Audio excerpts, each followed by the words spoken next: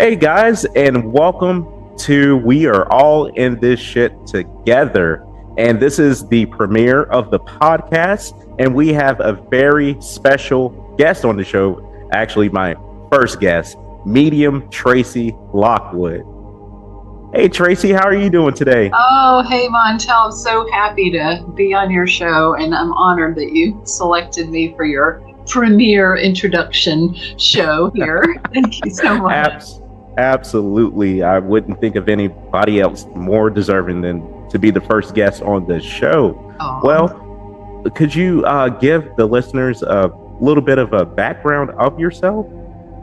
Okay, well, I am a professional psychic medium, and I am also an ordained minister, and I teach people how to develop their abilities, and I also do private readings. I love to work one-on-one with people. As a minister, I do weddings and funerals in Virginia. And that's pretty much me.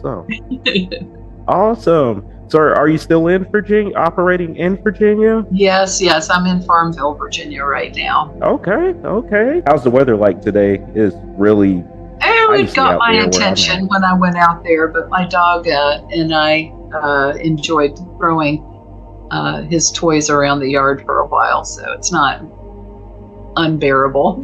Right. As long as you're bundled up, right? Yes, and moving, it's good. Right, exactly. Got to stay warm. Oh, yeah. Okay, so can you share with us your earliest memory of communicating with spirits? Yeah, a lot of people have kind of an odd idea that mediums are different than they are. But actually super natural, not supernatural. And but I think some people maybe retain more of a connection to the other side when they first come in. It's active for everyone, and then other people get distracted as they go along. My first memory, I was very little. I know I was on my back. I'm not sure that I could walk, so I know I was probably on a diaper changing table or something. And I was kicking my feet, and I was aware of these faces that came through the ethers. Oh, wow. Looking at me from the other side. And they looked like their face, and then like a little stream of energy behind them, almost like a little tadpole shape. And they seemed friendly, and it seemed normal for me to see their faces. I'm sure they were faces of my ancestors and guides and stuff. That was my first seeing memory. My first knowing memory, because we see, hear, feel, and know, was when we moved out of Connecticut. And I just remember looking out the back window of the car and know there were no seatbelts, because that was like 1963. Oh, wow. And, I was looking out the back window of the car, and I just knew, no one had explained it to me really, I just knew I would never see them again, my friends. And the first time I remember hearing was around that same time, maybe around 1964. I was 4 years old, or maybe 5, and I had a tricycle, and I just loved my tricycle. And I got to play outside a lot as a kid, and I was worried, like, where is my tricycle? And I literally heard a voice that said, it's over there. And I looked, and there it was. And I didn't know what that was, didn't think about what that was until way later. Yeah. Those are my first memories. Oh, wow. I know that you stated that when you were a kid that you woke up and you just saw faces. I know that you probably had to be scared. Now, did you feel any fear when you saw that? I didn't feel any fear. And seriously, I think I was literally on the changing table because I remember the little mobile that used to be over that. I remember its colors being pink and orange and kind of like a whirly gig or whatever they call them. Anyway, no, it wasn't scary at all. I think there are times when spirit has popped through in a more physical way for me as an adult. And that is always surprising. Like, I bet I do this, you just don't quite get used to the fact that they're like, hello, we're right here. Exactly. Like, who are you and why are you in my kitchen? Mostly they try to stay a little more subtle than that, but not always. Well, long as they're finally toning it down a little bit, right? Yeah, to our comfort zone, so we don't just pass out with a heart attack. Exactly. So, what inspired you to pursue a career in psychic mediumship? You know, it's really interesting. I never ever planned to be anything like that. I was going happily along in my, at the time, real estate career, and I had a friend take me to a metaphysical church, and she didn't bother to explain to me where we were going. She's just like, I think you'll like this. And so we went in the sanctuary, and it just was, I just kept looking at stuff and going, okay, you know. And when the ministers walked down the aisle and took the platform, I saw this like curtain veil open up behind them, and all these sort of, they looked like people made out of light kind of thing, started kind of shuffling forward like they were getting ready to get on a train or in a bus station or something like that, and everybody trying to move to the front kind of thing. And I leaned over to my friend and I was like, do you see people? And she's like, what? Oh no. And then I leaned over to the guy I was dating at the time. I'm like, do you see them? And he said, what people? And very quickly I got involved in the church and you know, just started learning a little bit there. But I know I didn't really plan on it until I went to study in England with one of my favorite mediums, Minister Val Williams from the UK, which I never thought I would be able to go to England. And I got to study at Arthur Findlay College of Psychic Science.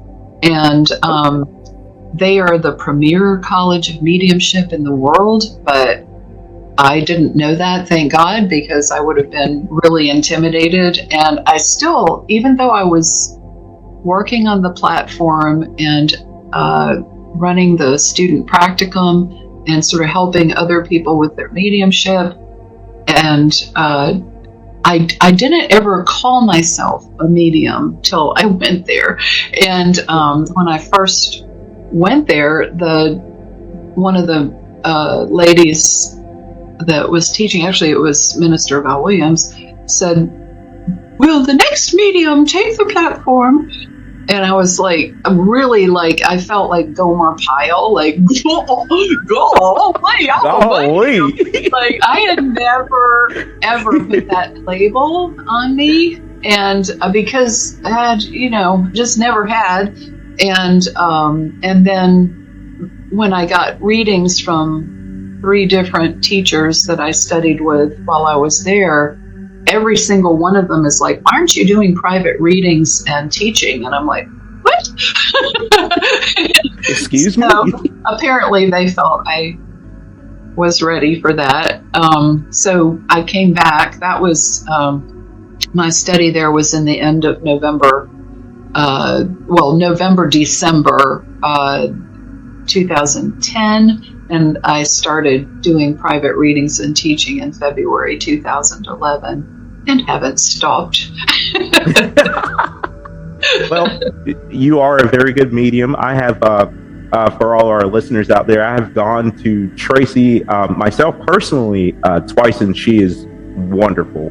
She, thank you. 10 out of 10, as they would say now. 10 out of 10. Thank you so much. That's really sweet. Thank you. You're welcome. So, how did your experience at Arthur Findlay College shape your approach to mediumship? You know, it really did have a profound effect. Any training that I got here in the U.S., not to say that that's across the entire United States, just in that little church that I was going to, was pretty basic. And when I went there, they said, we can't give you confidence, but we can show you what you can do rather than what you can't do. And they proceeded to blow my mind.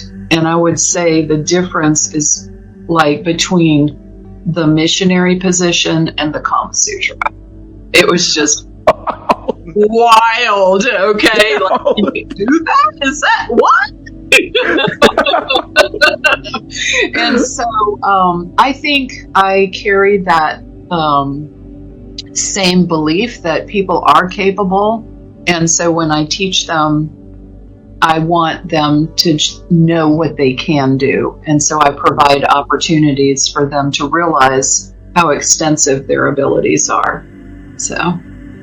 Good. Well, I 100% agree with that. So, what distinguishes the languages of light? I've heard this on your YouTube channel. You've discussed about it. What distinguishes the languages of light from the other forms of spiritual communication? Well, languages of light is the new term for speaking in tongues. People that have maybe had a background in biblical study. In 1 Corinthians, it talks about the gifts of the Spirit, and one of them is speaking in tongues. And it says it's speaking in the tongues of men and angels in the Bible. But it also says that, you know, unless there's an interpretation of that, it's not all that effective. And so speaking in tongues or languages of light is speaking in the language of the native language of the speaker. So if they were talking, if an angel were speaking to whoever through their channeled work, then you would be speaking in the language of the angel, and then hopefully, although there's a lot of energy involved in the language of light, so it's not that there's no purpose to it. It's just more effective for people's comprehension to be able to put it in words. And so interpretation or channeling, as we call it, in the language of the listener is beneficial because it translates what that energy signature of the other language is. Yeah. So have you ever... sorry. I'm so sorry. I didn't mean to overstep. No. And so you asked about giving messages from spirit. I personally differentiate channeling from message bearing. And for me, being technically minded, the difference is that channeling is bringing through universal messages that would be appropriate for anyone. Like a great example of a channel that does that is Esther Hicks. She channels Abraham, and then message bearing is how I call it. So it's channeling is the sort of universal messages. Message bearing are very specific messages from a spirit to a person that are unique to them. So it might have more personal content, maybe personality. Well, personality is going to happen whether you are channeling or not, but it's more individualized message. I 100% agree with that. So you believe that human beings, even though we are spiritual beings in human form, But you believe that we've been channeling and doing the languages of light for a long time. Yeah, I mean, they documented it in the Bible in one case, and I'm sure that there are other religious or spiritual traditions that have some similar occurrence there. I find it interesting that they said that there were tongues of fire on their head in the Bible, like during the day of Pentecost when everybody fell out and started talking in tongues. And I think that that's like the crown chakra that was lit up, and it just became super evident based on the energy that was in that place at that time. So. That actually makes a lot of sense now that you said that. So what advice, Tracey, would you give to someone that says, hey, I think I might be a medium? I would say, yes, you are. And if you have an opportunity to find someone to mentor you, teach you, assist you in your development, fantastic. And if you don't have that luxury, either financially or geographically, learn to still your energy. And I actually am going to share a technique that I use with my students and that I originated please do. in mediumship. They have all these acronyms of ways to sort of break down the evidence. One of them, for example, is called the NORM method, and I think a guy named Norman developed it. N for name, O for occupation, R for relationship, and M for message, which is very tidy. And I don't know what got into me, but I don't know if I was being facetious or serious, but I just suddenly came up with this concept of soda pop. And to me, that is important. So before you do your soda pop, you have to get very still. You have to get where time just seems to stop. Because when we're still, then we can perceive. So it's sort of allowing your mind to come to a place where there's nothing interfering. And then soda pop takes over. And S is for sense. So you just sense who's around you. And you will sense a shift in energy. You'll sense a presence. You'll sense where they're standing, etc. And you just move on to the letter O and observe.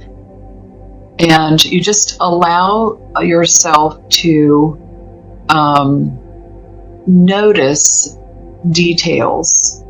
If you were with a client, you would be telling them as you get this, like, well, I'm noticing that they're standing a distance from you and they have their arms crossed. So maybe the relationship wasn't or maybe they wouldn't be that comfortable in this situation. Maybe they're not all about mediumship or, whatever. And then you describe, which means putting it in words. So sensing is a general feeling. Observing is sort of enhancing your awareness of the details. Describe in soda pop is for verbalizing it, whether written or verbal. And then A is stepping back and allowing. A is for allowing the messages from that person to be transmitted by your observation through you. And pop, there they are.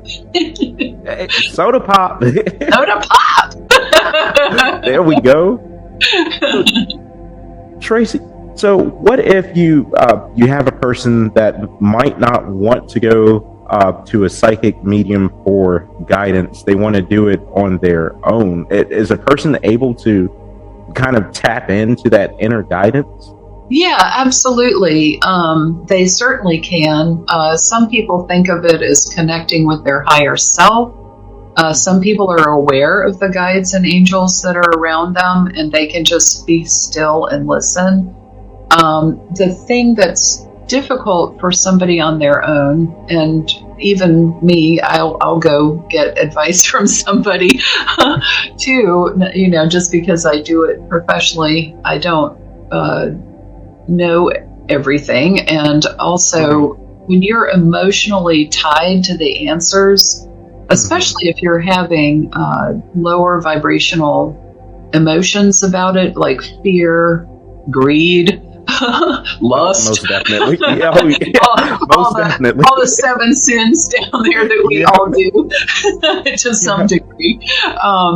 Then, it's hard to separate your clear voice, the truth, from your wish it was, or shoulda, coulda, wouldas, or whatever.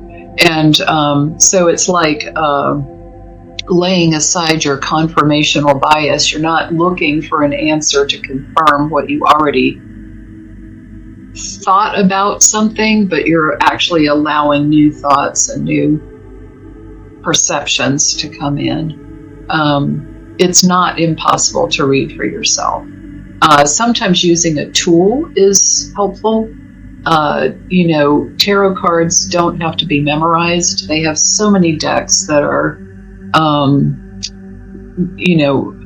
beautifully drawn, etc. And you can just use them to kind of zone out on. You can use ribbons, you can use stones, you can use the blank wall. We can read anything because everything speaks. One of the things that I used to do on my way to the office was scry the nature. I know that sounds really weird. Scrying is just interpreting the symbols from something that draws your focus. And so maybe if I saw a stop sign, I would think, oh, the client has to stop doing something. It would sort of give me clues as to what I was headed into. And you can use that yourself, like take a walk in nature and notice. I know one time I was leaving a relationship and there were 2 trees that I saw, and one of them was sort of twisted. They were joined together, but one of them was very twisty and one of them was very straight. And it helped me realize that he was not in a position to continue to walk perfectly side by side, that he had things that he was dealing with that, even though we were together, would prevent us from continuing our growth side by side. That type of thing. Absolutely. And I always tell people, God talks to us in many different ways, whether you want to call it God, you want to call it source, all the same thing at the end of the day. He talks to us in different ways, but it's up to us to actually open our eyes and our ears and actually see and listen. If we just slow down from the everyday hustle and bustle of life, we are always getting that guidance through number sequences, even through little messages like from a Chinese restaurant. Yeah, a little fortune cookie or something. Oh yeah. Yep. And you can, they have a thing called bibliomancy that you can do, which sounds really fancy, but is basically take a book. In this case, it's referring to the Bible, but you could do any book, ask a question, and then just open to a random page and see where your eye lands. One of our most effective tools, though, is our body.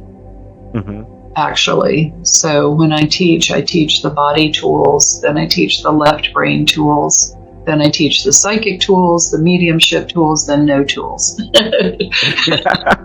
Because you don't need them after a while. So.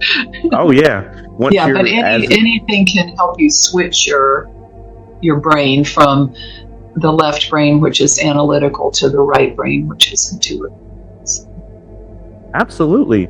Well, Tracey, it's been great having you on this show, on the first episode of We're All in This Shit Together. Could you we let are. our listeners know? Yeah, yes, we are. Can you let our listeners know where they can find you on social media if they needed guidance or want to work with you, in your private mediumship class? Oh, thank you so much. I am on Facebook.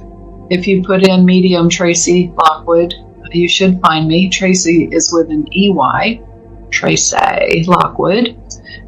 Or you can find me on my website at mediumtraceylockwood.com. I'm on TikTok. I think I'm on there as Medium Tracey, maybe. Yep. And I'm on Instagram as Carnivore Medium Rare because it's a mix of my mediumship stuff and more my dietary stuff. So yeah, I like what you did with that name. Medium rare. Yep. All right. Thank you so much. Yeah, thank you. Well, thank you for being on this show. And A total pleasure. Yes, ma'am. And hopefully we'll have you back on here. I would love it. Thank you so much, Montel. You're welcome.